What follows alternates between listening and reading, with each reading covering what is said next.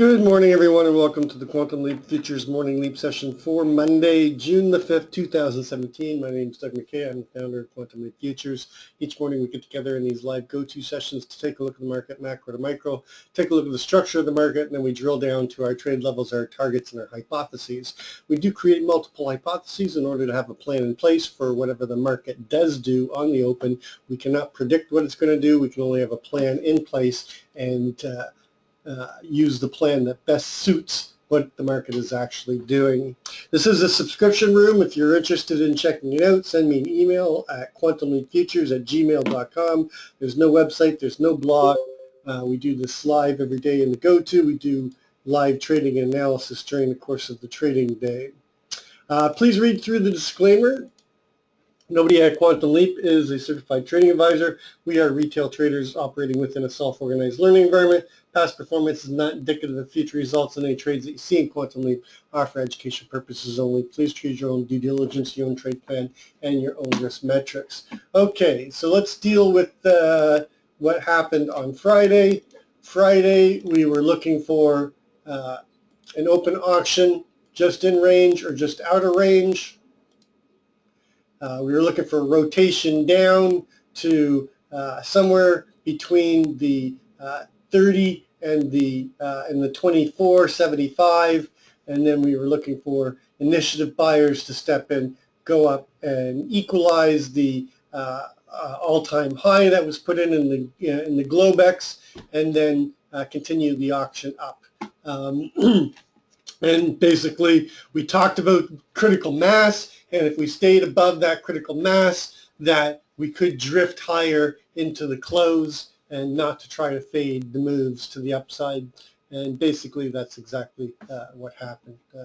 We just basically dipped into the upper distribution. Initiative buyers stepped in, gave us nice 7-point counter rotation, and then you can see the rotations down were much smaller, okay, for most of the day. Then it just sort of balanced out and went into the close, and we closed at 37.75, put in a new all-time high at 24.39.75.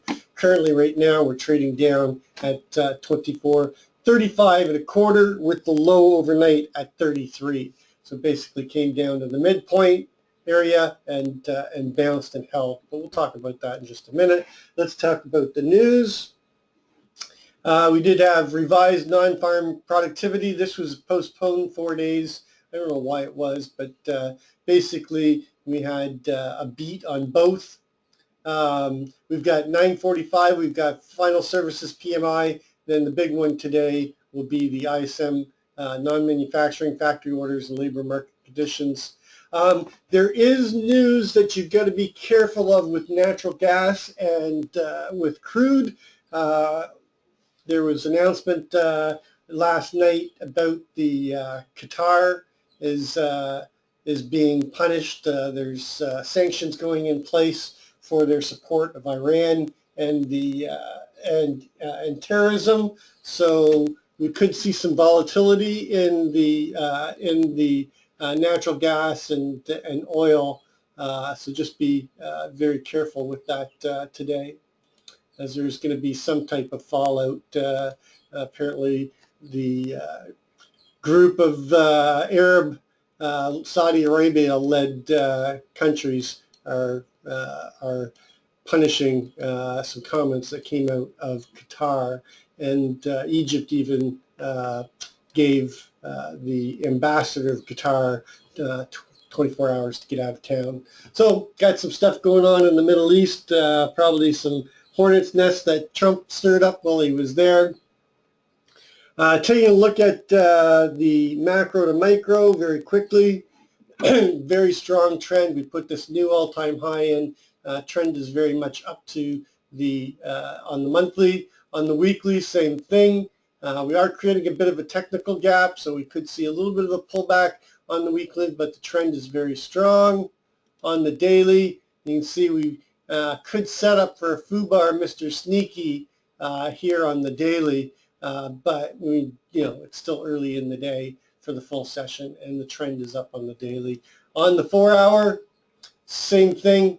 very strong trend. Got consolidation going sideways right now. Trend doesn't get challenged until we get below that 33.50 area.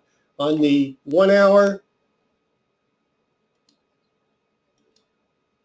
you can see that we've got sideways consolidation, and we do have our challenge to the trend happening on the 1 hour as we go sideways. 30-minute, same thing, consolidation. 15-minute consolidation sideways, and 5-minute, little bit of a downward trend in the last hour or so, but they're starting to get above the 9 and the 20 and starting to move up. So most of the time frames are still trending up or consolidating for another move. Going to the bigger picture structure, you can see that we created this 5 days of balance, had our breakout day on Thursday, had the continuation day on Friday, putting in new all-time highs that were put in the RTH. There is no unequalized high anymore, so that stat is completed. We do have a little bit of an LVN here at 34.50. We have not challenged the half-back significant breakout candle. So the 50% of the significant breakout candle, the high was 30.50.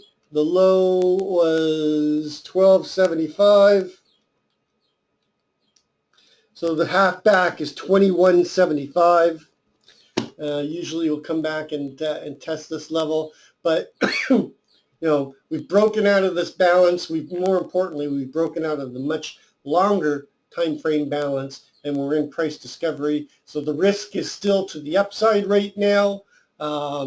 We could balance out here. I'm expecting more of a balance today rather than continuation as we come up and accept prices around 36 or 29.50. We could just chop between these two levels right now.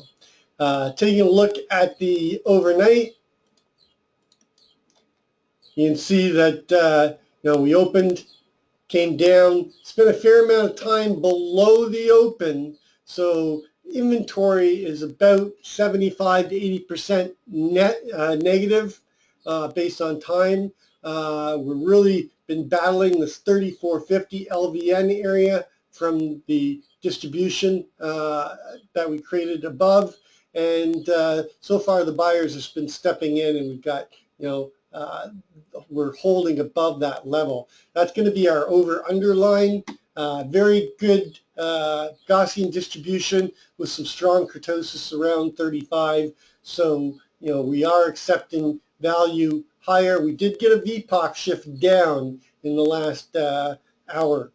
So value is coming down, but it's not coming down by much. It's only come down by one, well, not even 1 point, three ticks down to the 35. So there's not a lot to go by overnight as we just chopped and went sideways and accepted this value. The overnight high, 37.50. 1 tick below the open, the close from Friday. Our overnight low down at 33. Right, sitting on top of the value area low. We could get a VPOC shift, but right now our VPOC is at 35. And we've got this LVN here down at 34.25. So I'm going to be using 34.25 as a guide over underline. Likely to chop through this over underline during the open, so just be aware of that. It's not a trade line, it's an over-under line to get me thinking of where we could see destinations. Of course, below, I'll be targeting the overnight low at 33. There's a little bit of a LVN here at 32.25. But I'm going to be watching this level right here, which is the prior range high from the Thursday breakout day at the 30.50 and basically where we opened the RTH session right there. Below that, I'm targeting the low of the Friday at 27, but the big target below is going to be the 24.75 and our 50% of the significant breakout candle.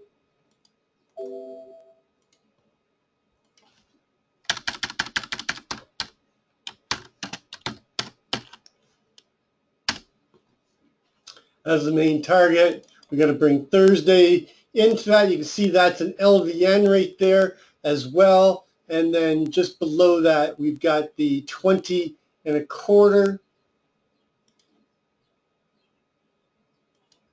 Our 20-period full session daily ATR is running at 16. So off of the overnight high of 37.15 or 37.50.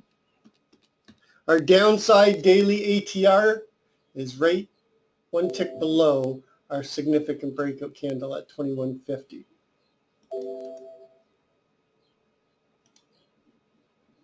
Off of the low overnight of 33, takes our daily ATR to 49.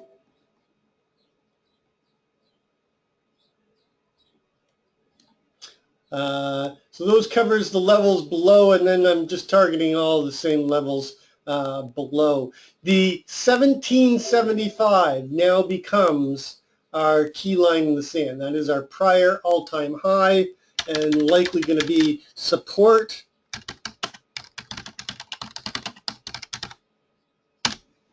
It was our resistance before. Resistance turns to support. Support returns to resistance. And then I'm still going to be paying attention to the 0450.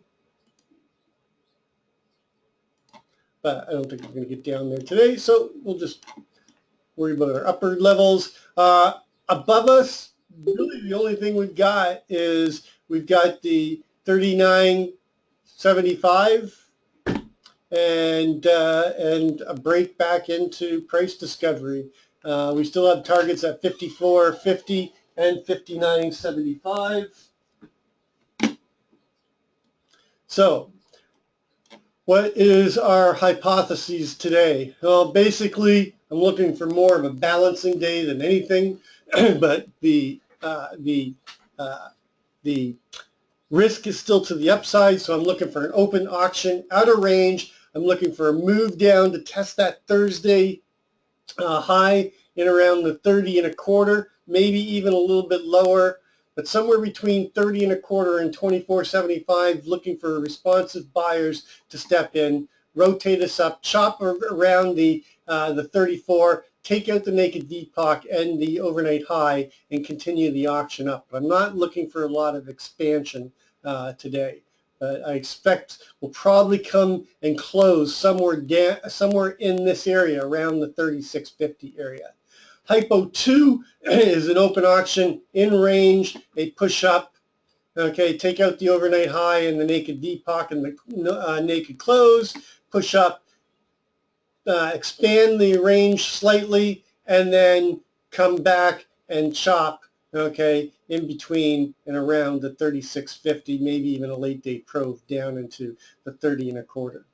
Hypo 3 is a open test drive, failure to take out the overnight low or just take it out, but strong initiative buying, stepping in, coming up and chopping between the 37 and the 39.75, and then exploding out and coming up into the 24.50 area and closing above somewhere up here in the 40s. Hypo 4 is an open auction in range, a push up, failure to put a new breakout in. See strong responsive selling, come down, chop around the 34, then fail, push through to the 27, chop around here, and then come back and test this 21.75 and the 17.75 and close back down here in the balance that we just broke out of, somewhere between 13 and 17. It's a lower probability play, but we've we've made some big moves. Excuse me. We've made some big moves, so we've gone a long way very quickly, so we could get a significant take-back day at any point in time. We've got to be careful about that, even though I still believe the risk is to the upside. Taking a look at gold. Gold overnight hit the first target. We talked about that cup and handle. This I put in the room on the April 25th. The first target was the 83.70. We hit that. The next target is 95. We do have another target, which is the microcomposite VPOC at 90 area, but we're still in this valid cup and handle. You can see that we broke out of the balance. We accepted value higher, and then we've got continuation, and we've got this microcomposite that put in the fractal high that put us into the 1300s, went to 1300.7 before rotating and get us the bigger rotation down all the way to the 1217.60 area. So the microcomposite of that is at 1290. The value area low is at 84.20, and we're basically poked into it and not able to hold it yet. Key for us today is going to be the 81 area. If we can't hold 81, look for them to rotate back into Friday's VPOC in around the 1279 area, 1278. But if we can hold above that, I'm still looking for them to push up through to this 90. Will we get to the 95 today? I don't know. I think there's going to be some flight to safety as we get closer to Thursday. We've got some heavy news this week. Just going back to the news for just 1 second. There's not a lot of heavy scheduled news other than you've got JOLTS, jobs, and IBD tomorrow will be the big one. Then Wednesday, you've got crude oil inventories, you got building permits in Canada, and consumer credit, not really big. It's Thursday that's going to be the big one, because on Thursday we've got ECB, we've got unemployment claims, we've got Bank of Canada financial system review, we've got natural gas storage, we've got the Canadian Bank Bank of Canada Governor Pelosi speaking, but more importantly, we've got the